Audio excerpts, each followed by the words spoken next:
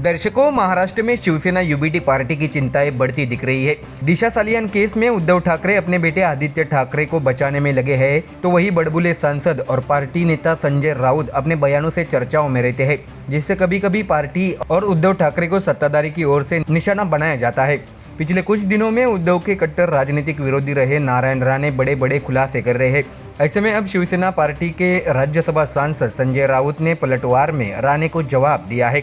बता दें कि दिशा सालियान मौत की फाइल एक बार फिर खुल रही है। इस मामले में दिशा सालियान के पिता कोर्ट चले गए हैं और उन्होंने इस मामले को दोबारा जांच के लिए याचिका दायर की है। इस बीच राणे परिवार ने इस मामले में भी आदित्य ठाकरे को जिम्मेदार ठहराया था। साथ ही नारायण राणे ने शनिवार को खुलासा किया कि इस मामले में आदित्य ठाकरे का नाम लेने से बचने के लिए उद्धव ठाकरे ने नारायण राणे को 2 बार फोन किया था। इस बीच संजय राउत ने भी इस पर नारायण राणे की आलोचना की है।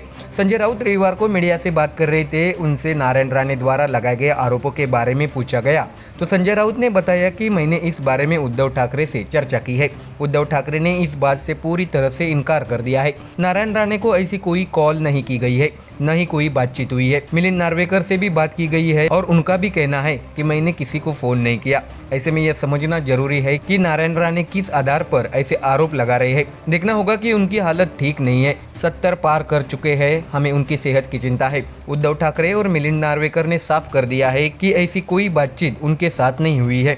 तो वही राउत ने बताया कि जब नारायण राणे को गिरफ्तार किया गया था तो उनके परिवार ने उनका ख्याल रखने के लिए फोन किया था। उनका स्वास्थ्य ठीक नहीं है, वो अस्वस्थ और परेशानी से पीड़ित है। तो वही बाद में शाम को उद्धव ठाकरे ने पुलिस को सतर्क किया और उन्हें रिहा कर दिया गया। संजय राउत ने बताया कि केंद्र की ओर से भी फोन आए थे। उद्धव ठाकरे को अमित शाह का फोन आया था और उन्होंने कहा कि हमारे केंद्रीय मंत्री है, उन्हें थोड़ा संभाल लेना। इसके साथ ही उनके परिवार से भी फोन आए थे। ऐसे में राउत ने मीडिया से पूछा कि क्या अब हमें ये सब पुरानी बातें वापस दोहरानी चाहिए? यह महाराष्ट्र का दुर्भाग्य है। पुरानी चीजों को गलत तरीके से पेश किया जाता है। महाराष्ट्र में ऐसा माहौल कभी नहीं था। राजनीति में विपक्ष और सत्ता पक्ष के बीच लगातार बातचीत होती रहती है। परिवार पर कोई कार्रवाई नहीं की जाती। संजय राउत ने यह भी आलोचना की कि अमित शाह के शासनकाल के बाद से पूरे देश में ऐसी गंदी राजनीति शुरू हो गई है।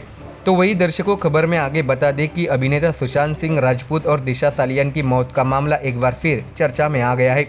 सुशांत सिंह की गर्लफ्रेंड रिया चक्रवर्ती को हाल ही में क्लीन चिट दी गई है।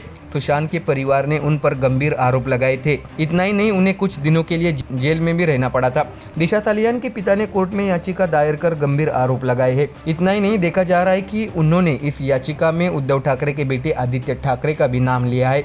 इससे राज्य की राजनीति गर्मा गई है। तो वही बीजेपी विधायक नीलेश राणे दिशा सालियान मामले को लेकर आदित्य ठाकरे पर निशाना साधते नजर आ रहे हैं। इतना ही नहीं, उन्होंने कई गंभीर आरोप भी लगाए हैं।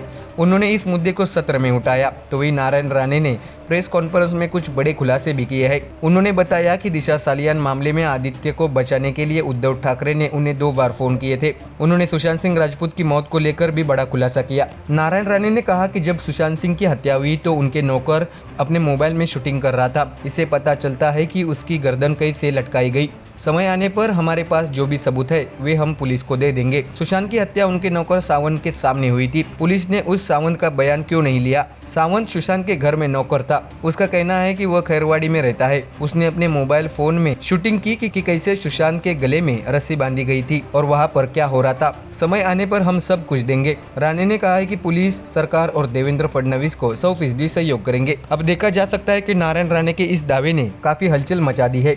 ऐसे में देखने वाली बात यह होगी कि आगे पुलिस क्या कदम उठाती है। Bureau report, MDR news.